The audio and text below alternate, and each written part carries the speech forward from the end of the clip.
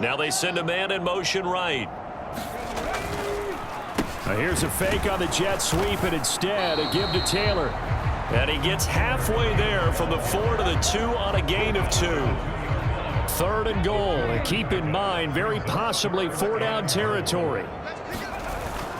They'll look to run with Taylor. And he takes it in for a Colts score. Jonathan Taylor, his 12th rushing touchdown on the year.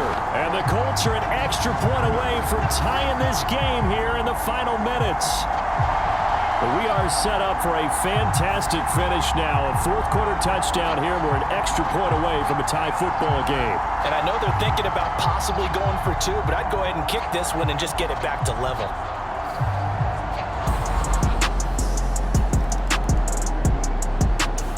The Colts come to the line ready to start their next drive. This drive here beginning probably with a pair of motivated groups. Remember, the offense scored a touchdown on their last time out, looking to repeat that in Charles's defense. They were very frustrated after giving up 6 the last time on the field. And frankly, it's just a battle of wills in a lot of ways because you know they're both motivated. They both game plan for this drive, and they both have specific outcomes in mind. To me, it just comes down to who can execute better and which side. And this is, oh my goodness, he pulled it in one-handed. And he will get out of bounds here as well. What a play. Big yardage. They stop the clock, and they move it to the boundary of field goal range as well. Now that is the 2-minute drill at its very best. Get the completion, get a big chunk of yardage, and then get out of bounds to save those timeouts. You cannot do it any better than that. On the handoff, this is Taylor. Now the Bucs going to use the first of their timeouts as he'll get it with still 1:20 left to go in the game.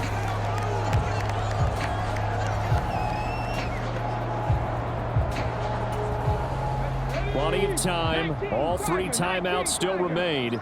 Here's 1st and 10 now. They go to the ground again with Taylor. And he'll work his way inside the 30 now to the 28. The Bucs going to go ahead and use the second of their timeouts as they'll head to the sideline and talk over what to do next. Here's 2nd down and 3. Now a give to Taylor. And tackled down after a gain of 3. Leaves him with 1 yard to go on 3rd down. Now a timeout called for by the defense as they'll head to the sideline and talk over what to do next. Boy, here's a big one. You can just feel it. This is 3rd down now.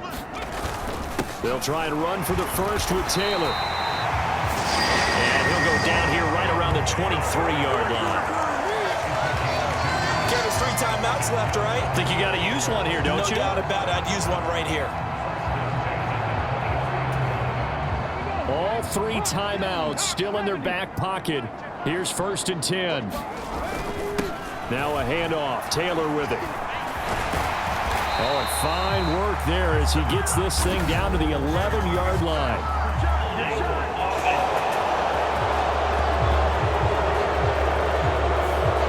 All right, so they got that one, Charles, against the center. And let's remember how difficult it is for the center because, remember, he's got to snap the ball to put the play in motion. And sometimes you got that big guy on your nose. You got sometimes where he's coming at you at an angle. It's a difficult job for him to snap the ball and then execute his block. With that last effort, he topples the 5,000-yard mark for his career. And that doesn't place you among the absolute greats that have ever played the game, but it's a significant achievement and a very, very solid career. And he'll take this inside the 30 to about the 29, maybe the 28-yard line.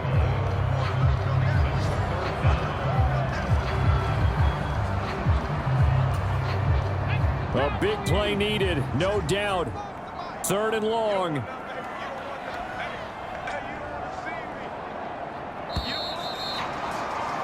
And we have free football overtime. Here we go, my friend. And the way this game played out, this is exactly how it should end.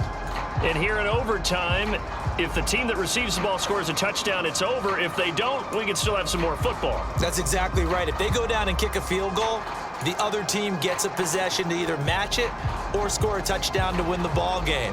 If both teams kick field goals, the next team to score wins. But if the receiving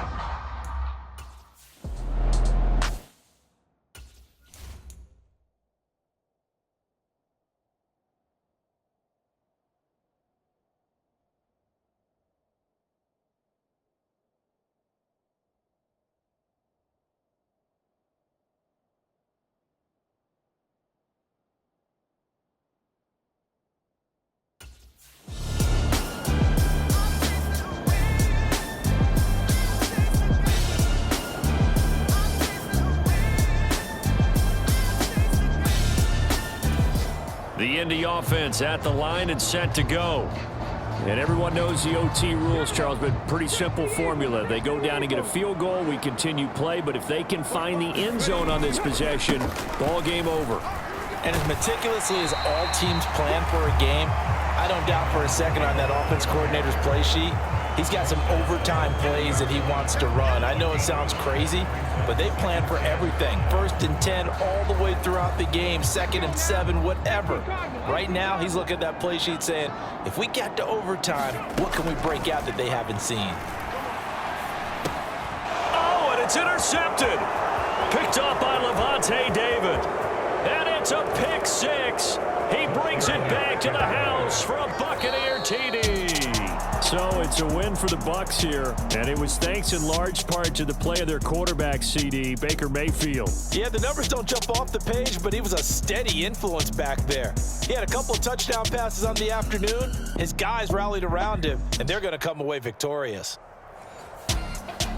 So for Tampa Bay, their playoff chances take an uptick as they move to 7-4, and they will head back.